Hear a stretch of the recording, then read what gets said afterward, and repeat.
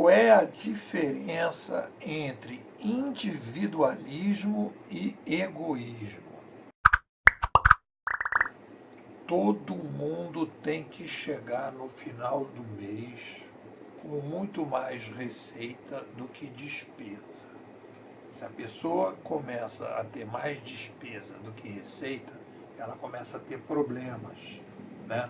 Isso não tem a ver com esse momento. Desde a época que nós saímos das árvores, fomos para as cavernas, toda vez é isso. Tem o que comer, tem lenha para fazer fogo, tem bicho para ser caçado, não tem bicho para ser caçado, tem água para beber, não tem água para beber, tem pele de urso para vestir, para poder dormir no frio. Tudo isso são demandas que as pessoas têm e vão ter sempre na sociedade. Então, isso é o individualismo da sobrevivência. Todo mundo tem que ser individualista na sua sobrevivência. Por quê? Quem vai resolver o seu problema de sobrevivência?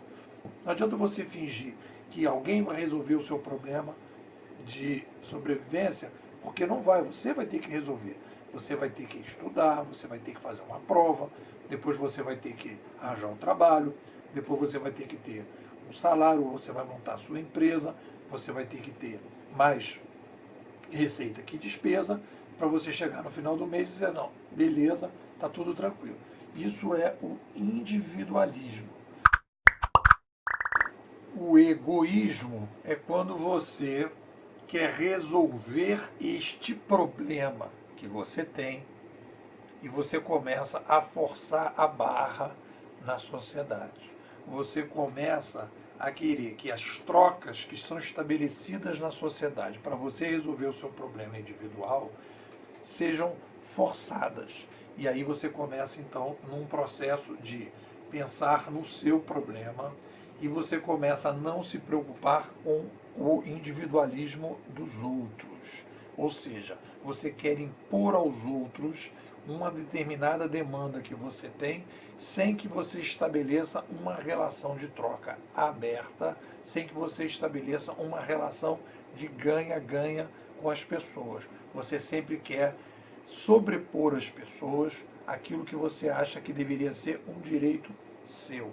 Então você começa a ser egoísta, você quer levar para a sociedade, impor à sociedade um modelo de troca que lhe favorece, mas não favorece aos outros. Aí você vai usar as leis, as regras, todos os modelos que você pode usar para que você possa interferir nas trocas das relações humanas de uma forma em que você sempre vai ser o beneficiário, prejudicando a batalha dos outros, prejudicando o individualismo das outras pessoas.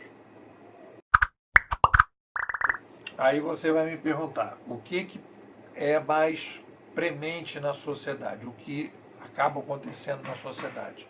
É o egoísmo ou o individualismo? Então, digamos o seguinte, o egoísmo é um transtorno do individualismo. O egoísmo, a taxa de egoísmo da sociedade, ela vai crescer ou vai diminuir conforme determinados fatores. Se você tem picos demográficos, concentração de mídia, baixa capacidade cultural da sociedade dos indivíduos, baixa discussão dos valores liberais, na defesa do individualismo, na troca aberta entre as pessoas, você vai ter, por tendência, um aumento da taxa de egoísmo na sociedade. Sistemicamente vai se favorecer o egoísmo em detrimento do individualismo. E ao contrário, no momento que você tem revoluções cognitivas, movimentos descentralizadores, movimentos liberais pela descentralização, você vai aumentar o individualismo e você vai reduzir a taxa de egoísmo, que é justamente o contrário do que geralmente se diz por aí. As pessoas querem impor na tua cabeça a seguinte dicotomia. Quando você tem o Estado o Estado não é egoísta.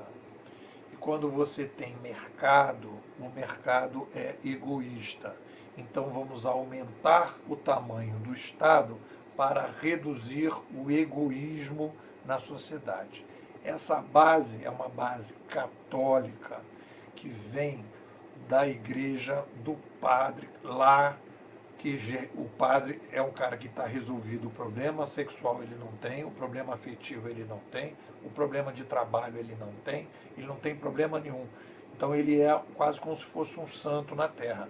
Então toda essa visão de Estado que a gente tem, e essa visão do não egoísmo, que o padre ele não é egoísta, porque ele não é egoísta, por quê? Porque ele não tem um problema do individualismo, porque o problema dele já está resolvido. Então as pessoas pegam a ideia, o conceito da igreja do padre resolvido e colocam isso no Estado e do servidor público, do servidor estatal que já tem o seu problema resolvido. E aí começa a dizer que o mercado, que o individualismo que existe no mercado é egoísta. E as pessoas que estão dentro do Estado não são egoístas. Mas isso é uma falsa visão do que é egoísmo e individualismo. Quanto mais as pessoas puderem fiscalizar as organizações que produzem na sociedade, quanto mais as pessoas tiverem autonomia de pensamento, quanto mais as pessoas tiverem liberdade de fazer as suas escolhas, quanto mais aberta, quanto mais na luz estiver o trabalho da briga de cada um pelo seu individualismo, mais a gente vai ter uma tendência a reduzir o egoísmo. Muitas vezes as pessoas, quando você aumenta o Estado e você coloca pessoas, né, com estabilidade no emprego, pessoas que vão cuidar das outras pessoas, sem nenhum, como se fosse um falso altruísmo, você está, na verdade, aumentando, em vez de diminuir, a taxa de egoísmo, porque você cria um corporativismo tóxico nas organizações estatais, fingindo que elas não são egoístas, elas são altruístas, quando, na verdade, você está aumentando a taxa de egoísmo, porque essas pessoas se transformam numa elite egoísta na sociedade. Obviamente que isso pode acontecer também no mercado privado, quando você cria monopólios privados e que você estabelece determinadas regras de imposição na sociedade. Então, o que a gente vai fazer e qual é, na minha opinião, a forma diferente de pensar esse conflito entre egoísmo e individualismo? Todos somos individualistas e a gente tem que combater o egoísmo na sociedade. E vai se combater o egoísmo na sociedade quando a luta pelo individualismo for cada vez mais aberta, transparente, em que organizações, sejam privadas, sejam elas estatais, não imponham de forma egoísta, né, as suas condições para que as trocas aconteçam na sociedade.